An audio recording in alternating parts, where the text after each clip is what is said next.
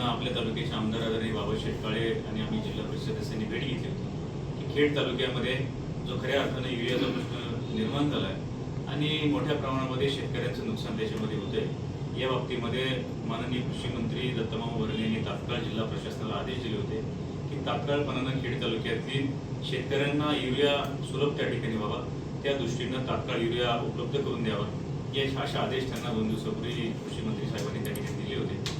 आणि त्या आदेशाची अंमलबजावणी करण्यासंदर्भामध्ये शेतकरी वर्गाचे बाकी काय प्रश्न आहेत, खऱ्या अर्थानं लिंकिंग झालं तर शेतकऱ्यांचं कसं नुकसान त्याच्यामध्ये होतं आणि खेड तालुक्याला जवळपास 800 टन युरियाची आता या हंगामामध्ये आवश्यकता आहे आणि त्या दृष्टीनं आमची मागणी दुसरी अशी आहे की जास्तीत जास्त युरिया हा खरेदी विक्री संघाकडे त्या ठिकाणी दिला जावा।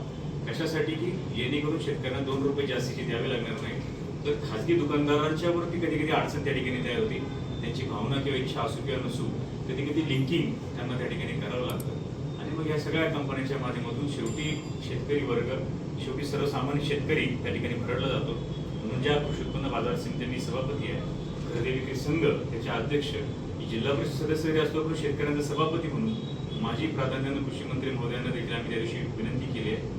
आपल्या जिल्हा प्रशासनाला देखील माझी जिल्हा परिषद सदस्य यांना तरी विनंती आहे की शेतकऱ्यांच्या दृष्टीने हा प्रश्न अतिशय महत्त्वाचा आहे आणि तात्काळपणानं पुढच्या 2 दिवसामध्ये युरियाचा स्टॉक येईल तो खेड तालुक्यातल्या सर्वसामान्य शेतकऱ्यांसाठी उपलब्ध व्हावा, ही मागणी त्यांच्याकडे केलेली आहे। त्यांनी देखील त्याला सकारात्मक पद्धतीने घेऊन पुढच्या 2 दिवसामध्ये खेड तालुक्यातील शेतकऱ्यांच्यासाठी जास्तीचा युरियाचा स्टॉक त्या ठिकाणी उपलब्ध करून देणार असं आश्वासित साहेबांनी आम्हाला या ठिकाणी केलं।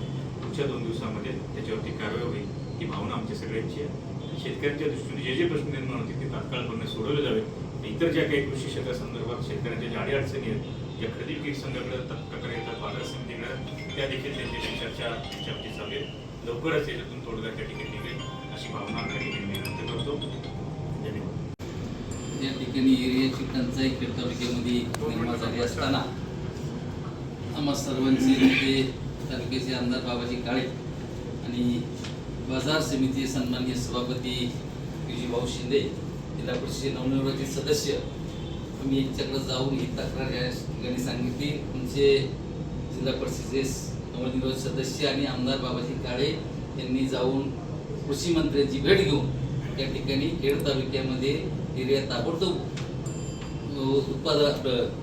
उपलब्ध करून द्यायचा त्या ठिकाणी निर्णय त्या ठिकाणी आश्वासन साहेबांकडून घेतलं। या ठिकाणी आम्ही कृषी खात्यामध्ये जिल्हा परिषदेच्या माध्यमातून विशाल साहेबांना या ठिकाणी भेटण्यासाठी आलो आणि हा युरिया खेड, आंबेगाव, जुन्नर या 3 तालुक्यामध्ये फार परिस्थिती अवघड आहे। या ठिकाणी आत्ता जर युरिया आला नाही तर त्या युरियाचा काही उपयोग होणार नाही, कारण शेतकऱ्यांची बाजरी, भुईमूग ही पिकं आता सर्वात महत्त्वाची अजून 10 दिवसांनी किंवा 15 दिवसांनी दिली, त्याचा कुठल्याही प्रकारचा उपयोग होणार नाही। त्याच्या माध्यमातून भाऊच्या माध्यमातून आम्ही हे निवेदन त्या ठिकाणी प्रशासन या ठिकाणी आम्ही दिलेलं आहे। त्या माध्यमातून प्रशासनाने आम्हाला आश्वासन दिले 2 दिवसात तुम्हाला युरिया देण्याची व्यवस्था करू।